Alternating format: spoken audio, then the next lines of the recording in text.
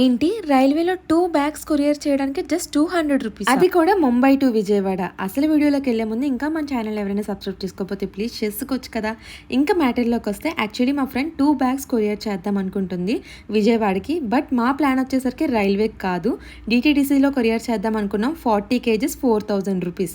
But మాకు మధ్యలో ఒక అతను కనిపించి లేదు మీరు రైల్వేలో ఈ విధంగా చేయొచ్చు అంటే ఎవరికి డబ్బులు ఊడగట్టుకోవాలనిపిస్తుంది.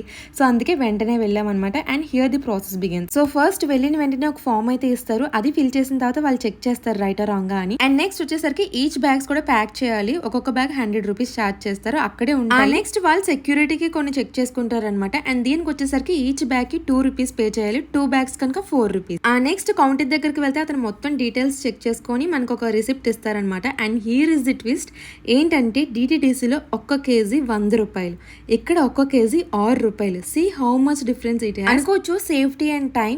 బట్ మన మిడిల్ క్లాస్ కి ఇది బెస్ట్ ఆప్షన్ అనమాట. ఎందుకంటే 4000 ఎక్కడ 400 ఎక్కడ, సున్నాను మాత్రం చెప్పకండి. అండ్ వీడియో నచ్చితే సబ్స్క్రైబ్ చేసుకోండి, అదిగోండి లైక్ చేయడం కూడా మర్చిపోయారు. Thank you guys, bye.